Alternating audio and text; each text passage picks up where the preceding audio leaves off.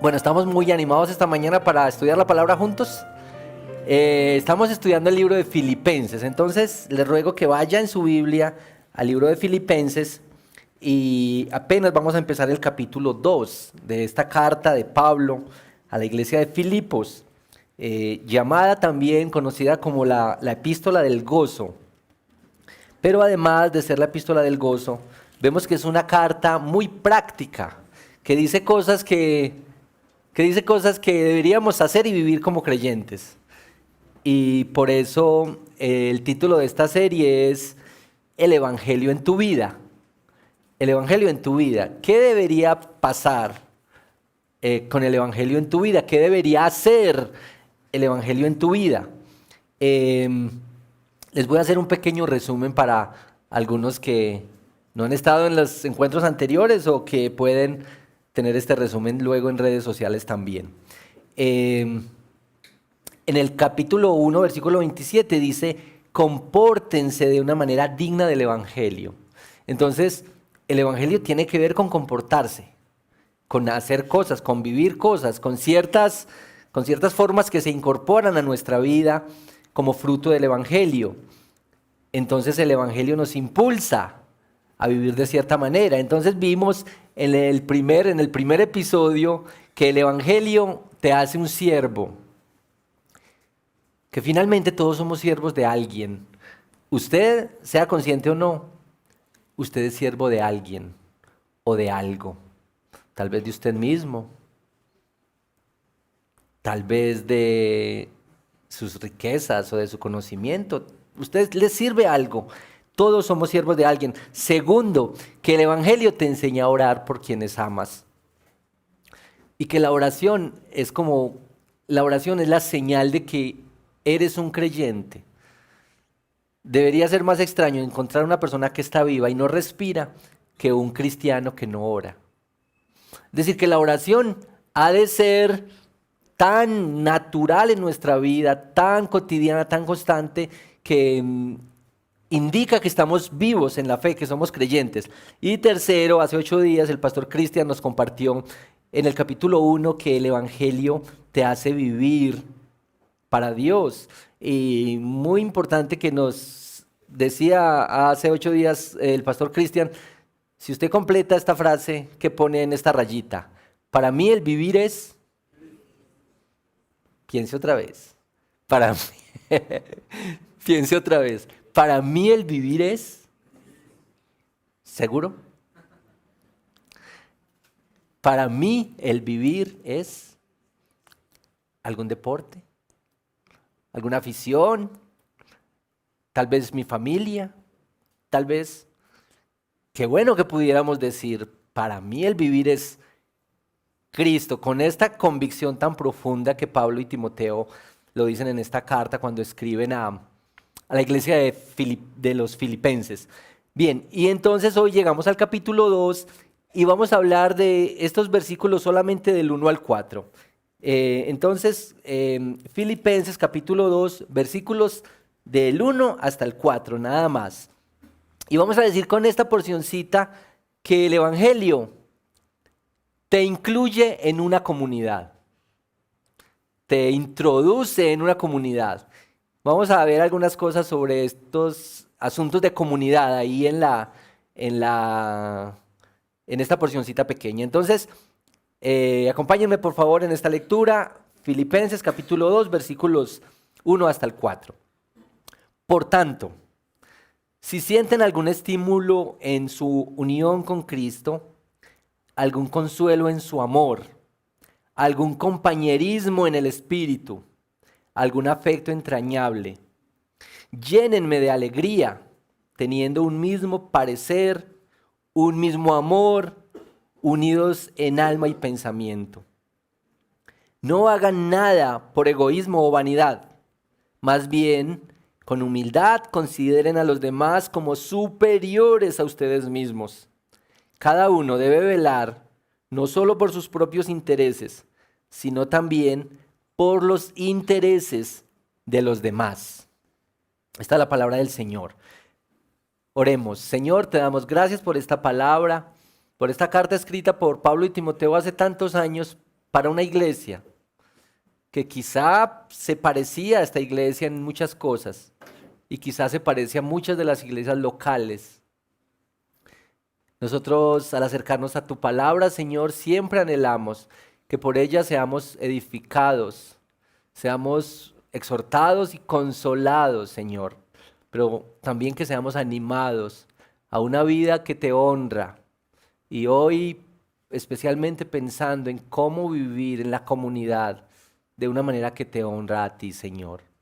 Te damos gracias porque siempre nos enseñas y siempre nos guías y siempre nos llevas de tu mano y nos guardas, Señor, y nos pones desafíos al frente. Gracias por tu palabra hoy, Señor. Amén. Amén. Cierto que es más fácil vivir solo que la convivencia. Bueno, hay gente que no se aguanta ni ella misma, dicen. ¿Te han escuchado? No, ese no se aguanta ni él mismo. Y sí hay gente así, ¿cierto? Hay gente que es tan difícil. Pero uno sí puede decir que los grandes conflictos en la vida están en las relaciones. Es cuando nos exponemos a la relación, a la comunidad. Y que uno solito, ¿con quién pelea uno solito? ¿Con quién discute o a quién le reclama? O pues se puede reclamar uno mismo. Es decir, ¿yo por qué hice eso? Y se recrimina. También pasa, pero yo sí creo que es más fácil en cuanto a la convivencia, es más fácil cuando uno está solo. Pero con esta frasecita quisiera resumir lo que voy a compartir hoy. No hay iglesia sin unidad. No hay iglesia sin unidad. Y no hay unidad sin humildad. Esos 4 versículos y lo que voy a compartir lo resumo ahí. No hay iglesia sin unidad y no hay unidad sin humildad, o si se quiere, sin humillación. Humillación. Y el bosquejo que tengo es los 4 versículos que leímos, estas 4 ideas alrededor de cada versículo. En estos 4 versículos que leímos, en el primer versículo hay dice, por tanto, si sienten algún estímulo en su unión con Cristo, algún consuelo en su amor, algún compañerismo en el Espíritu, algún afecto entrañable. Hay en este texto unos condicionales, unos 3 sí condicionales. Estudiando, encontré que los lingüistas, los expertos, traducen esto mejor, más claro, como ya que. Ya que si sienten algún estímulo, ya que si sienten alguna unión, ya que si sienten algún consuelo de amor. Entonces este primer versículo es ya que. O también otra manera de decirlo es, si Cristo les ha dado poder. Entonces, capítulo 1, vemos todo lo que Cristo está haciendo, cómo está transformando, vivir es Cristo. Y aquí el capítulo 2 arranca diciendo esto: si Cristo les ha dado poder, entonces ahora van a enfrentar esto que les voy a decir enseguida. Mire, es que todo parte de lo que Él ya ha hecho, de la obra que Él ya ha hecho. Como que si decimos que Dios ha puesto las condiciones internas para que nosotros exterioricemos algo. Él ha hecho lo que está dentro y ahora nosotros vamos a exteriorizar algo como una respuesta a eso. Mire, aquí a una cuadrita construyeron un edificio grande, como de 15 pisos creo. Entonces, como está aquí tan cerca, todos los días lo veíamos construir. Hasta aquí del balconcito junto a las oficinas se ve. Y al comienzo era un poco de varillas feas y cemento gris y todo agreste, todo tosco. Pero ahí estaba el esqueleto. Ahora el edificio está hermoso. Tiene por fuera vidrios, colores, cosas muy detalladas, muy lindas, y se ve muy bonito el edificio. Pero primero estuvo eso adentro. Pablo le está diciendo aquí a los filipenses que esto que hay que mostrar por fuera enseguida es una manera de exteriorizar algo que el Señor ya hizo adentro. Las varillas están puestas, la obra del Espíritu ya está hecha y ya se está haciendo en nosotros. Ahora Él va a pedir que esto suceda hacia afuera. Ahora, estemos de acuerdo en que anhelamos ver cosas hacia afuera. Pablo quiere dejarnos sin excusa frente a esta necesidad de exteriorizar lo que Cristo ha hecho en el interior de nosotros. Y aquí está pues este elemento profundo de la gracia, que nosotros respondemos a lo que el Señor ha iniciado, que nosotros en sí mismos no podemos producir nada bueno, porque dice Efesios que estamos muertos, pero que respondemos a la obra que el Señor está haciendo, lo que Dios está haciendo dentro de nosotros. Entonces, el creyente debería responder de manera natural, hacer externo lo que ya está sucediendo. Es el creyente en su relación con Dios.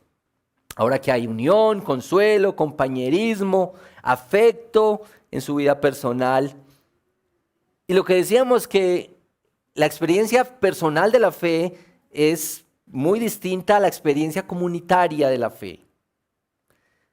Aquí Pablo quiere pasar de la vida personal del creyente a la vida comunitaria del creyente.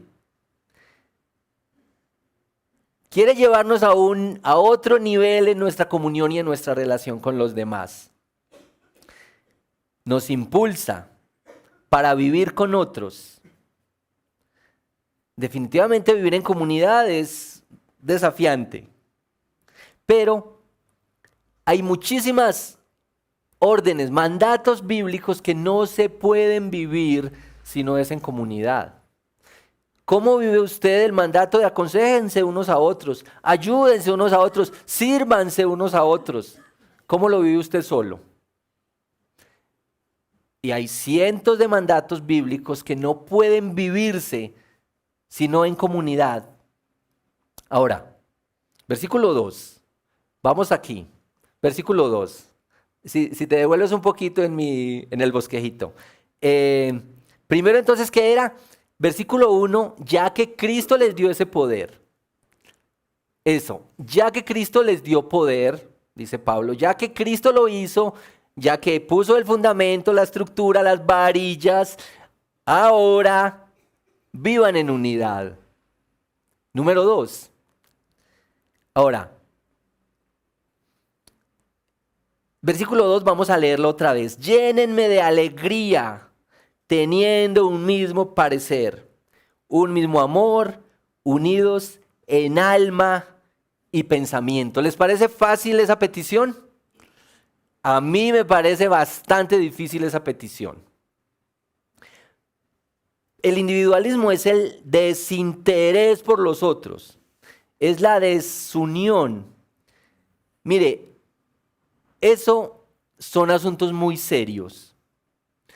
Nosotros casi no extrañamos la unidad, ni nos hace falta. ¿Y saben por qué? Porque no la hemos tenido.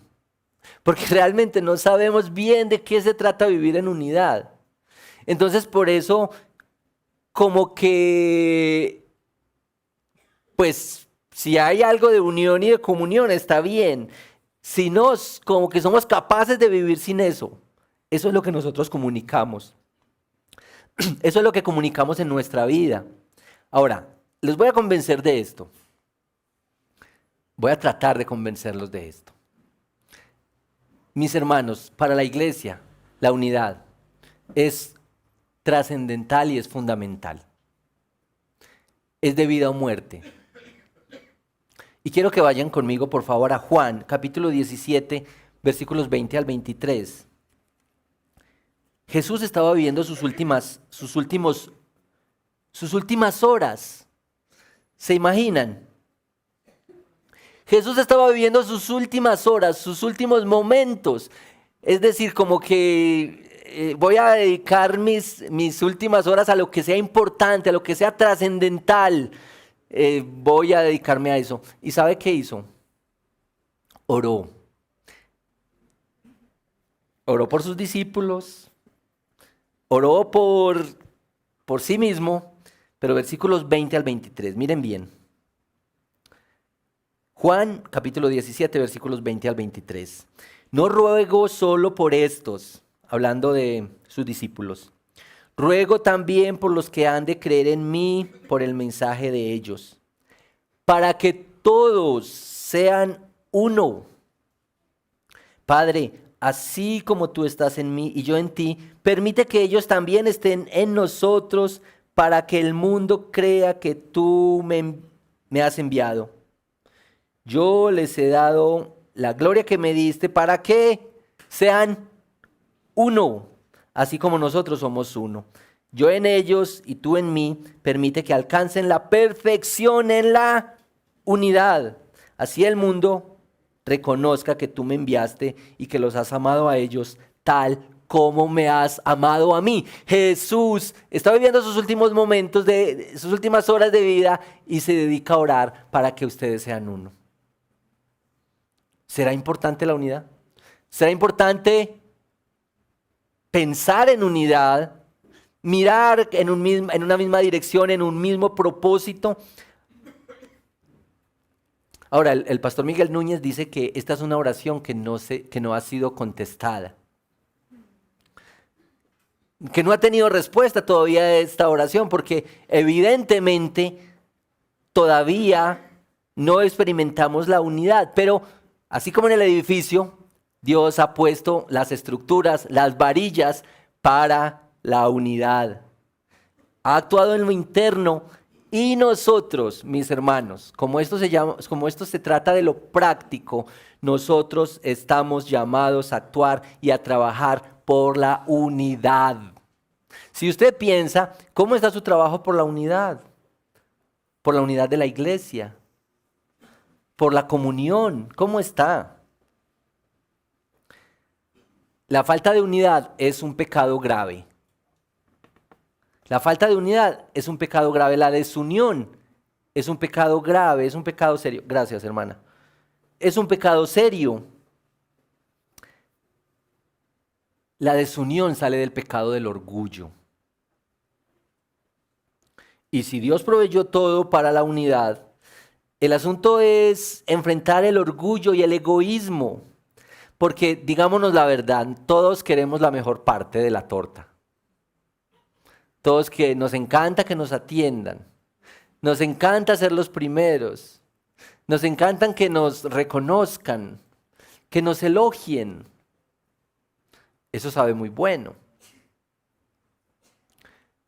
Pero el orgullo y la vanidad son lo que más atenta contra la unión. Ahora, recuerden que aquí está escribiendo Pablo y Timoteo. Y Pablo y Timoteo tienen una conducta que nos dan autoridad, que ellos tienen la autoridad moral para mostrarnos, para animar a la iglesia hacia la unidad y el servicio. En el versículo 1 del capítulo 1, ellos saludaron como dijimos, siervos de Cristo. Y esto no fue solo por decirlo, como dicen un saludo a la bandera. No fue así. Pablo y Timoteo vivían como siervos de Cristo. Y ya explicamos que siervos de Cristo tenía que ver con ser esclavos. Y los esclavos eran propiedad de alguien, no tenían derecho propio, no tenían derecho sobre su cuerpo, sobre sus bienes, sobre su tiempo. Los esclavos eran propiedad de alguien. Y con esa mentalidad vivían Pablo y Timoteo. Y Pablo y Timoteo están pidiendo a la iglesia de los filipenses y a la iglesia para nosotros hoy algo que ellos estaban viviendo, algo que ellos estaban experimentando. Ellos estaban pidiendo algo que habían dado. Yo creo que ellos oraban como San Agustín. Dame lo que me pides y pídeme lo que quieras. Y lo que pedían era amor y humildad para servir. Poder para servir y no para servirse a sí mismo. Y creo que Pablo y Timoteo nos dan un buen ejemplo de lo que es pedir a Dios poder y autoridad para servirle a los demás. Número 3. Después de vivir en unidad, Entonces este llamado es eviten el egoísmo, o si se quiere, eviten el orgullo. Mire, Pablo está allí escribiendo esa carta. Pablo está escribiendo esa carta para los filipenses, y ese Pablo que está escribiendo la que se llamaría la epístola del gozo, escrita desde una prisión, se confiesa que algo le falta, que está triste porque algo no está andando bien en esa iglesia que era la primera iglesia que le había plantado. Y su tristeza es porque había dos señoras peleando allá. Seguramente había más problemas, pero en Filipenses se destaca la discordia entre dos señoras que se llamaban Evodía y Síntique. El pastor hace 3 semanas dijo que probablemente estaban peleando por cuál nombre era más bonito. Pero el apóstol del gozo escucha de estas divisiones en la iglesia. Y aquí les dice en este versículo 3, no hagan nada. Versículo 3, no hagan nada por egoísmo o vanidad. Más bien con humildad, consideren a los demás como superiores a ustedes mismos.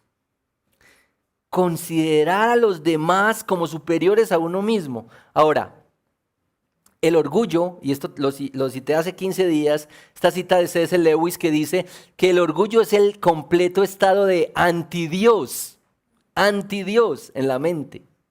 Porque el pecado del orgullo no es el pecado de tener, de poseer o de saber, sino que el pecado del orgullo es el tener, poseer o saber más que. Es decir, el pecado del orgullo es el pecado de la comparación.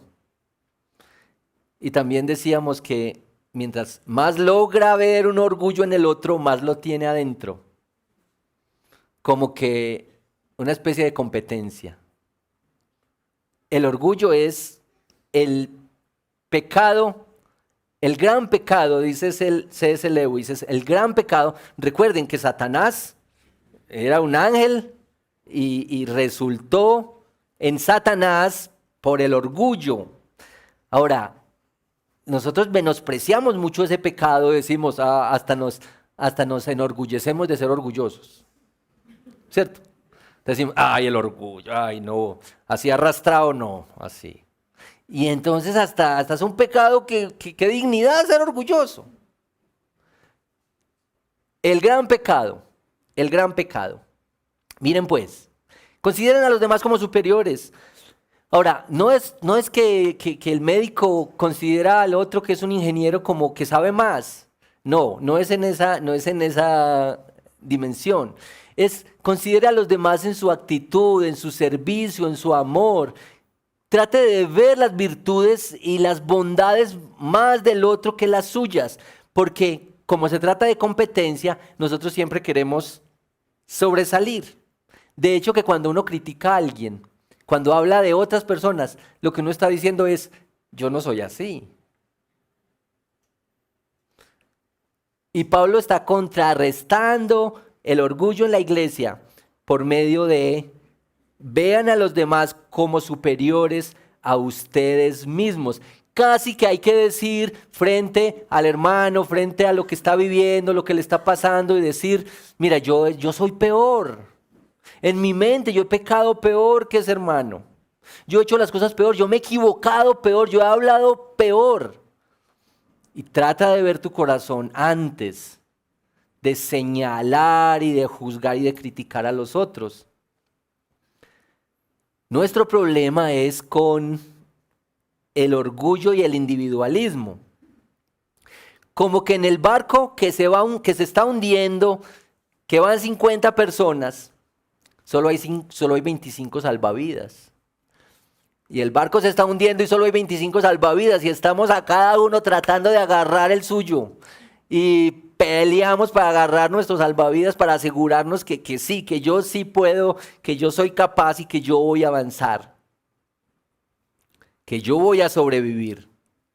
La angustia por salvarnos, como que esta es una sensación en el caminar, como que tengo que luchar para para lograrlo, para alcanzarlo, para que me vean, para obtener lo que le da sentido a mi vida.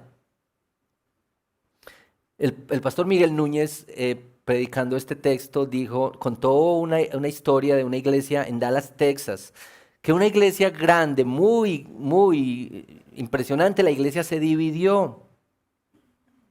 Entonces fueron ante el juez se dividió en dos grupos, la iglesia se dividió en dos grupos y estaban discutiendo y peleando por el local, por la sede de la iglesia. Y ustedes saben que en Estados Unidos estas iglesias son impresionantes, los locales. Entonces el juez les dijo, hagan un tribunal dentro de la iglesia, hagan un tribunal eclesial para decidir quién se queda con el local. Y bueno, hicieron el tribunal y una de las partes se quedó con la sede. Pero los periodistas empezaron a investigar y cómo fue que esa iglesia se dividió, qué fue lo que pasó. Y empezaron a buscar y fueron hilando cosas. Y al final descubrieron que todo había empezado por un picnic en el que a un hermano le habían dado más grande el jamón que a otro.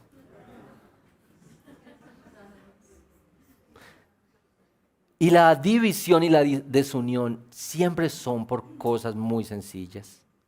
Porque al comienzo no es grande, la división grande, el problema no es grande. El problema empezó porque un hermano no me saludó. El problema empezó porque yo estaba esperando que me dieran el cafecito más grandecito. El problema empezó por cualquier cosa, por cosas muy sencillas. Este versículo 3 está preparando lo que se dirá en la porción que sigue, que el pastor Cristian nos va a predicar dentro de 8 días de la porción que sigue. Este que es el texto glorioso de Filipenses, dicen de los textos más importantes de todo el Nuevo Testamento, Filipenses 2 del 5 al 11, donde está la humillación y exaltación de Cristo. Pero quiero mencionarlo aquí porque Pablo pone esta porcioncita sobre la unión y la iglesia antes de hablar de Cristo y de la humillación y exaltación, para decir, antes de la gloria, antes de la cosa grande, inmensa y poderosa es la humillación. Y también es así para nosotros. Miren estas citas. El temor del Señor es corrección y sabiduría, y la humildad precede a la honra. Dice Proverbios 15:33. Y el texto que leímos esta mañana en el Salmo 137. Él levanta del polvo al pobre y saca del muladar al necesitado. También dice, carguen mi yugo y aprendan de mí que soy manso, apacible y humilde de corazón, y encontrarán descanso para su alma, porque mi yugo es suave y mi carga es liviana. Eso es Mateo 11, 29, 30. Aprendan de mí que soy manso y humilde, dice el Señor. ¿Y nosotros de dónde aprendemos? ¿Usted de dónde aprende? ¿A quién le aprende usted? ¿A sus amigos? ¿A los vecinos? A Netflix. Netflix es muy, muy famoso en esta plataforma. Le aprendemos a mucha gente. Y el Señor dice, aprendan de mí que soy manso y humilde. Mire, primera de Pedro, humíllense bajo la poderosa mano de Dios para que Él los exalte a su debido tiempo. Humíllense delante del Señor y Él los exaltará, dice Santiago. La humildad es el resultado de esta ecuación sencilla. Miras a Dios, ¿quién es Él? Y te miras a ti, ¿quién eres tú? Igual, humildad. Mira lo que pasó con Isaías. ¿Recuerdan Isaías 6? La Biblia dice que Isaías vio al Señor santo, alto y sublime, y que sus faldas llenaban todo el templo. Era una cosa impresionante. Y cuando vio a Dios así, cuando lo vio en su grandeza y en su poder, entonces dijo, ay de mí, que estoy muerto, que siendo un hombre de labios impuros, habitando en medio de un pueblo que tiene labios impuros, han visto mis ojos al Señor. Mis amigos y mis hermanos, la humildad es el resultado de ver quién es Dios y verte quién eres tú. No hay otra manera, no hay otra manera. En Filipenses, los filipenses tienen esta iglesia en que la unidad se halla bajo amenaza por el egoísmo de algunas personas, por el carácter conflictivo de otras, por el personalismo de quienes pretenden ser los importantes en la comunidad, por la inmadurez de otros. Pero Pablo está escribiendo esta carta porque vislumbra una iglesia que sirve, que es transformadora. Y dice, si Cristo les ha dado poder, esto es para constituirse en una comunidad alternativa dentro de la sociedad. Y así es también para nosotros en la iglesia, mis hermanos. Si Cristo nos ha dado poder, es para que nos constituyamos en una iglesia, en una alternativa de comunidad transformadora que bendice a la sociedad. Esto implica humillación. Esto implica rendición. Tal vez esto explica por qué nosotros insistimos tanto en lo de la iglesia y por qué lo de la membresía. Únete a la membresía de la iglesia. Y por qué decimos no te unes a una iglesia, sino que te sometes a una iglesia. Porque la unidad se ha de vivir en la comunidad y en la iglesia. Esta carta es escrita para una iglesia, no para todo el mundo, pues, para todas las iglesias. La iglesia ha de ser contracultural, porque la iglesia ha de expresar valores, costumbres, creencias que representan otro reino, que van en contravía de la cultura dominante muchas veces. Por eso nuestro llamado cristiano siempre es donde estamos llamados a ser diferentes, a pensar, a vivir, a tratar diferente, a educar diferente, a tratar diferente a nuestro cónyuge, a tratar distinto a nuestros hijos, a ver el evangelio y a anunciarlo por medio de eso que hacemos. Cuarto y último, ya que eviten el egoísmo, vivan en unidad. Ya que Cristo les dio poder, vivan en unidad, eviten el egoísmo y cuiden a la iglesia. Cuiden a la iglesia. Recuerden, esta era una carta para una iglesia local. Y el pedido es para una iglesia local. Y el pedido es para esta iglesia, para una iglesia o para la iglesia donde tú participas.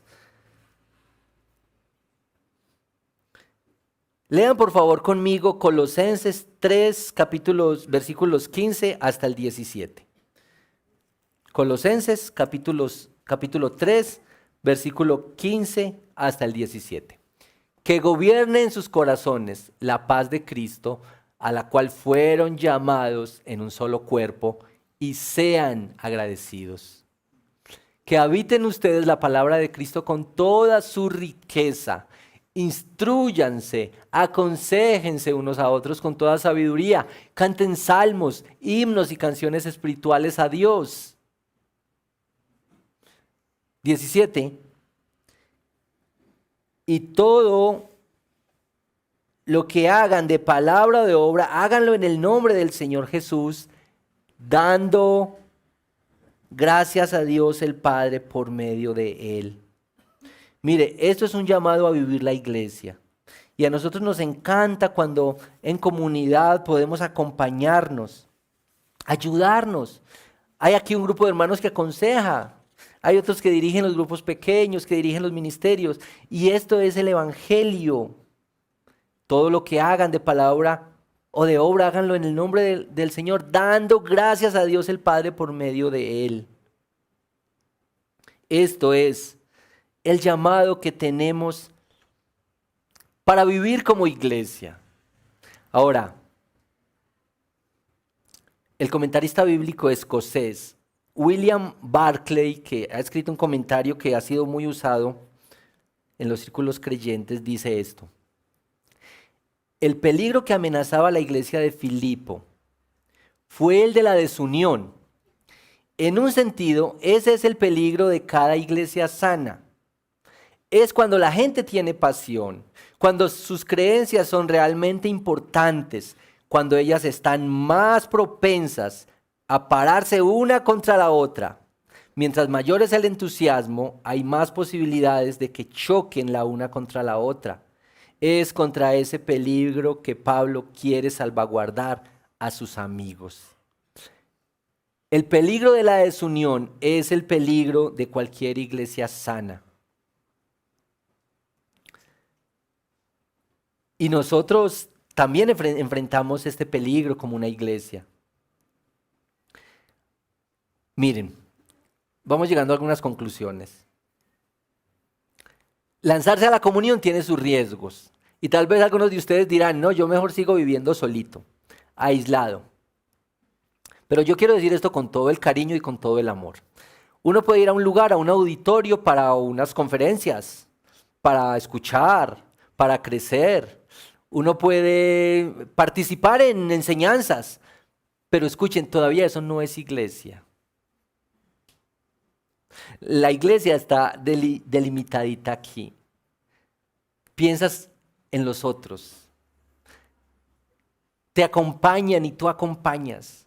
Tú sirves al Señor sirviendo a los demás. Tú te interesas más por los otros que por ti.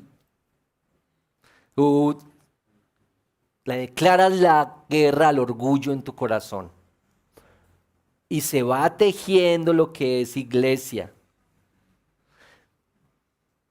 Pero eso es un riesgo que vale la pena correr, ¿o no? Porque miren que uno casi nunca tiene problemas con los familiares que nunca ve. ¿Sí o no?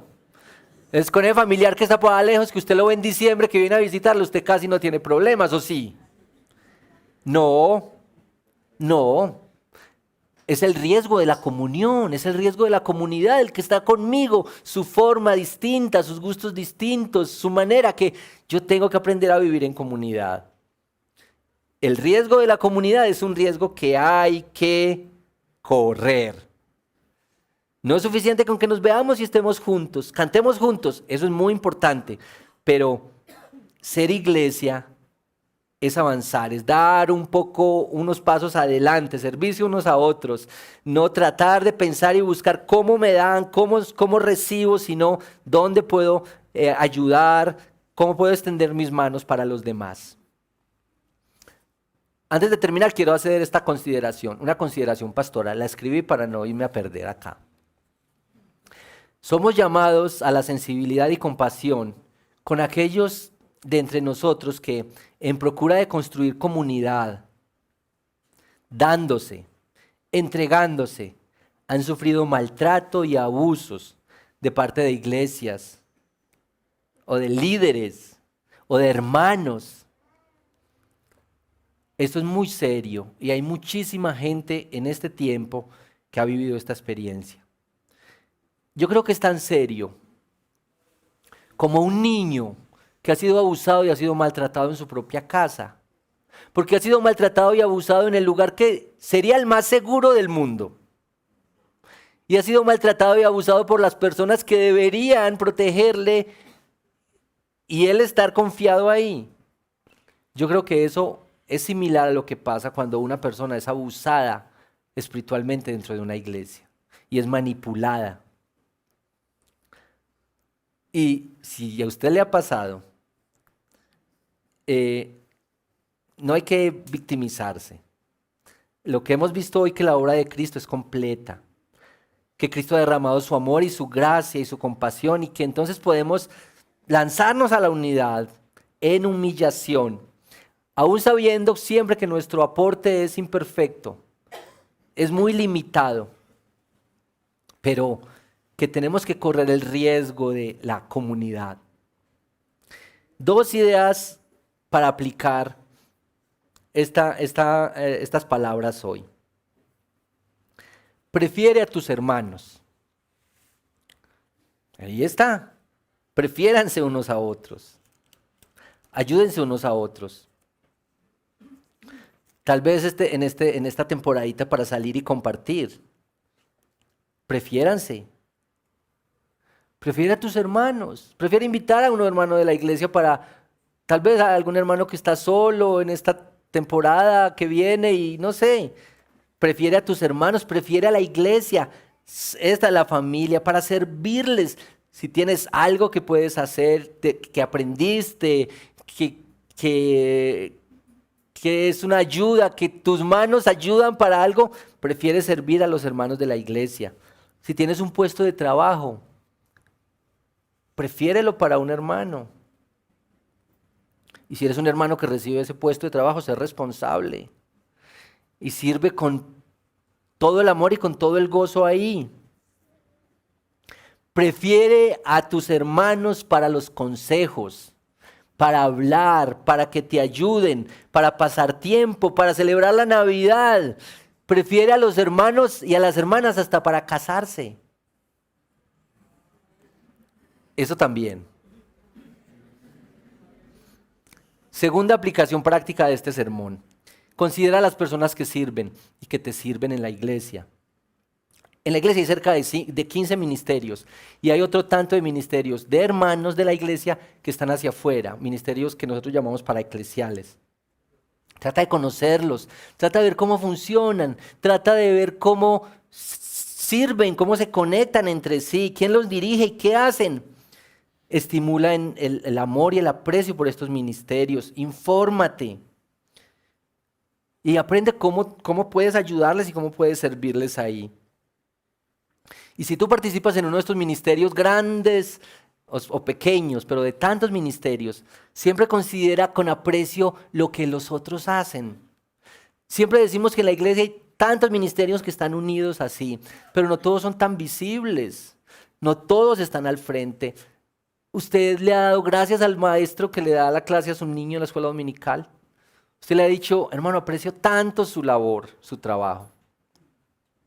Usted sabe que hay unas hermanas que se reúnen cada semana para orar por la iglesia. Usted sabe dónde están.